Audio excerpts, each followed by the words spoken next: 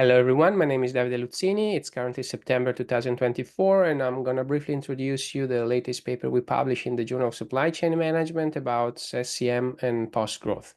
First of all, a big thank to all the co-authors without whom this would have not been possible. And then, a brief premise on post-growth. We use post-growth as an umbrella term because there are different schools of thought in economics about degrowth, planetary boundaries, well-being economy, and all share some common principles that I'm going to explain later. So we are leveraging on all these streams, even though they have their own peculiarities. We focus on the common aspects. The idea here is not really to enter a debate about the values and criticize what's been done currently, but it's more a thought experiment looking at a scenario where alternative success measures to economic growth will be approved and will be incorporated into policy agenda. We have this experience of the European Union, which is very relevant because that's basically what they're trying to do, to move away from GDP as a measure of success for countries' economies. And we have examples of several countries like Scotland, Iceland, New Zealand, they are trying to kind of approve, that already have made commitments actually in their own policy agenda. So the idea is, what if this is happening? What does this mean for supply chain management as a research area and as a discipline? The reason why we are kind of starting to consider this seriously is because the classic paradigm that supply chain and mainly management streams are based on is the green growth. And the green growth basically implies that we can decouple economic performance from environmental performance. Namely, we can continue growing our economies and at the same time decarbonize, so reduce overall CO2 emissions.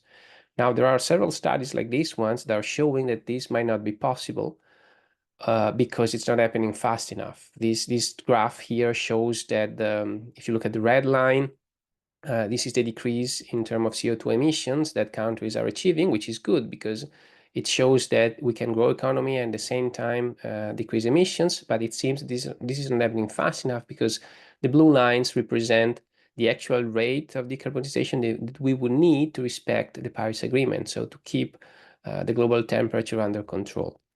Now, there are several reasons why this is happening, and to some extent we mentioned them in the paper, but that's not the focus. The focus for us is understanding, if we undertake a degrowth agenda, what does that mean and what are the implications for SCM? So we work to identify three common principles, them being well-being, selective, downscaling, and system thinking. These are principles that you will find across all the different streams considering post-growth.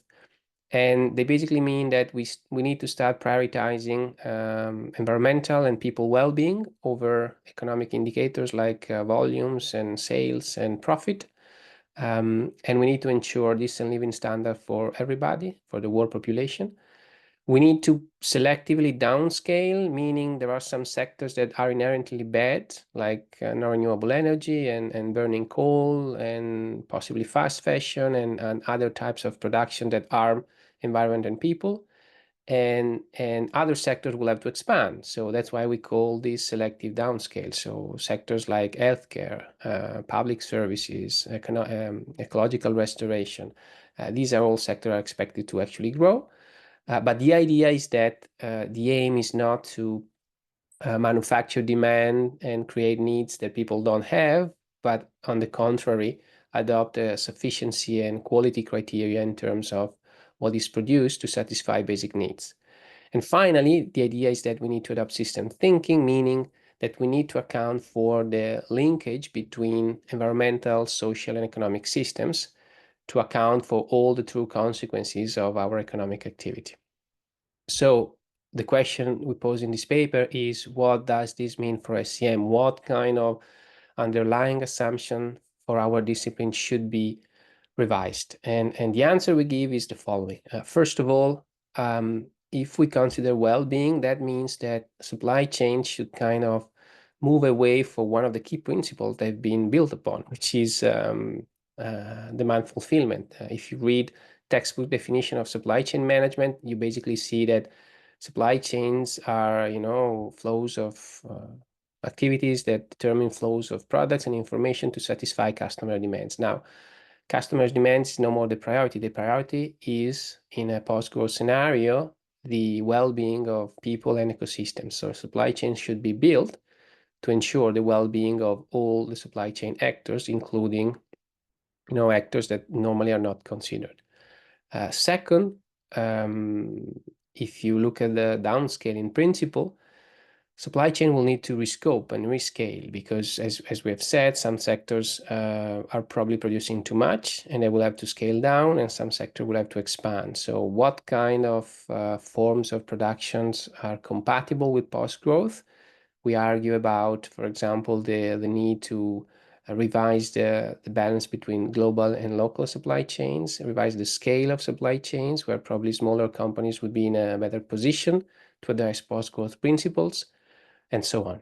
And finally, we talk about system thinking, which is not a new concept for supply chain management because we've been used to consider supply chains as systems, but usually the actors that are part of these systems are customers, suppliers, and sometimes third parties, but very rarely we consider stakeholders that represent environment and society, and very rarely we consider the interlink between social, ecological, and economic systems. So if we move, let's say, the scope of system thinking to a more encompassing level, then it becomes an issue to understand how power should be split, should be spread across the supply chain so that different actors can actually have a role in managing the supply chain, not only the focal company, and what kind of governance forms can be put in place in order to ensure equality in terms of cost and benefit share across the supply chain.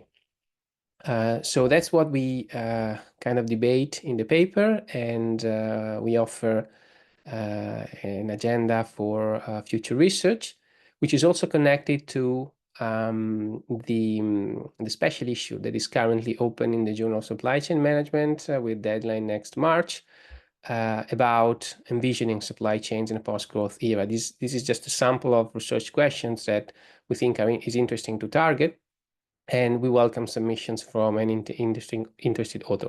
Please do get in touch with us if you have a paper idea, if you are working on a research that can meet this call for papers.